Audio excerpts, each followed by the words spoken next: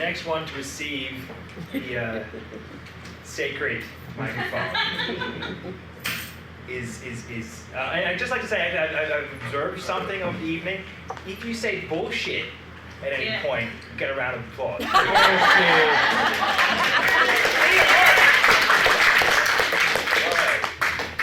right. Okay, Sarah, please.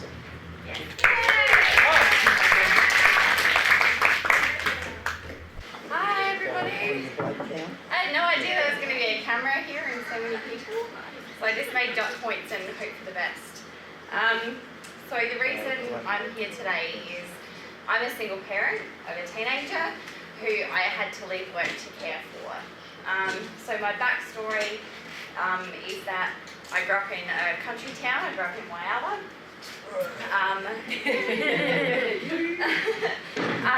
Where there is a lot of welfare, and you could always draw a line down the middle of Whyalla as to where there are welfare people and there are people who work for mining.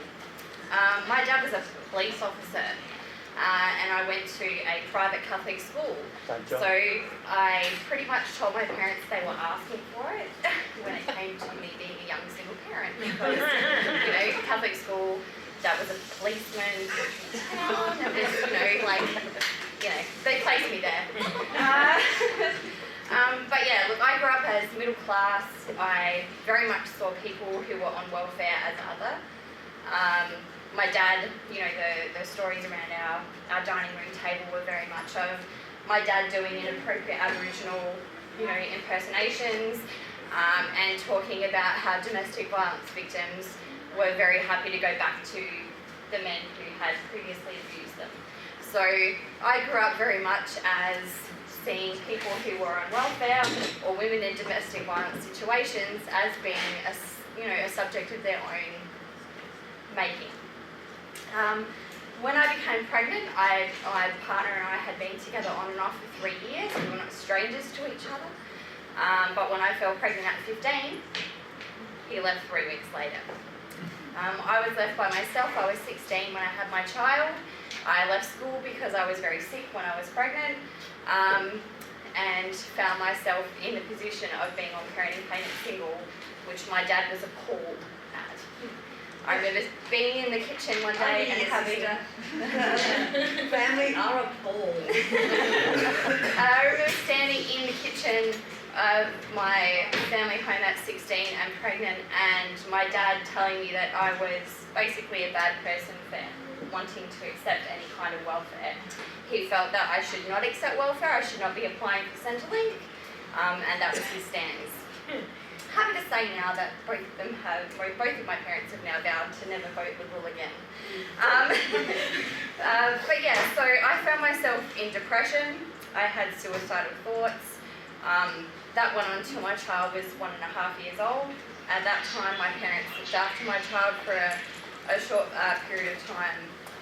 When I came back to look after my child, I went back to study. It was my every intention to finish my schooling and to go off and to enter the workforce, which I did.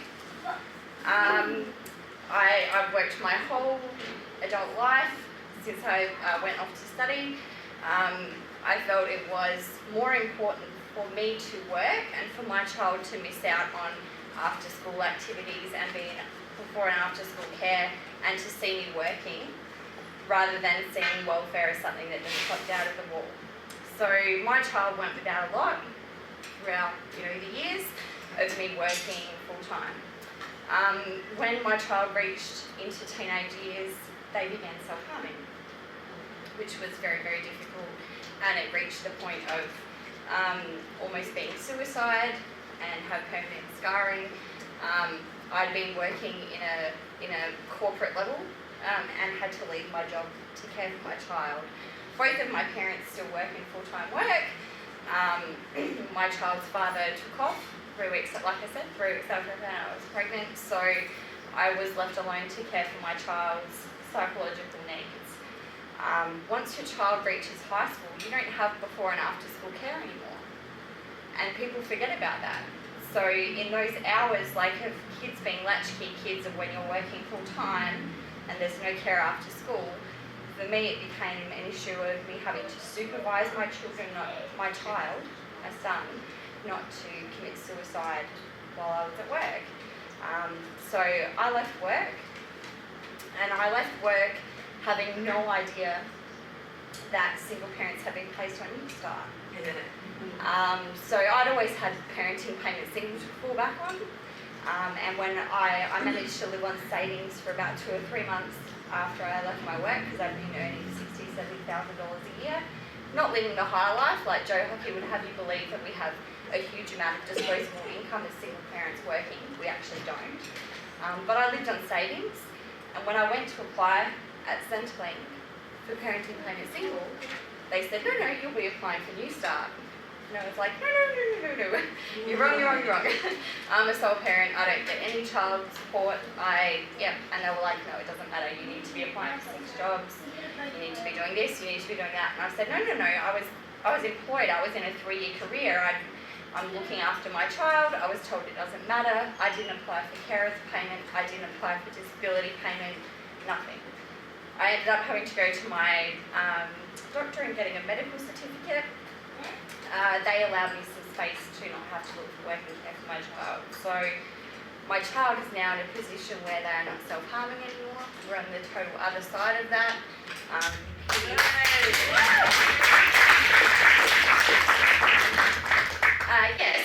he is now looking at doing flexible schooling, trying to get into a trade of some description and, moving forward. But in the meantime, that's been a 2-year period of me not working. And during that 2-year period, I've had my car repossessed. I've nearly become homeless 3 times. My rent continues to go up. I'm in private rental housing. I have plenty of previous debts. I'm probably about $30,000 worth in debt. And I received New Start and no other payment apart from family tax, which someone else mentioned as well. They're trying to take another, $50 worth of New Start. That's how I became involved in Anti-Poverty Network. That's how I became involved in activism. I would say to each and every one of you, become involved. Say something. Talk to your friends. Talk to your family. The rhetoric that you see in the media is harming. It really hurts your self-esteem when you see comments on Facebook of just go get a job, it's just that easy, and all those sorts of things are bullshit.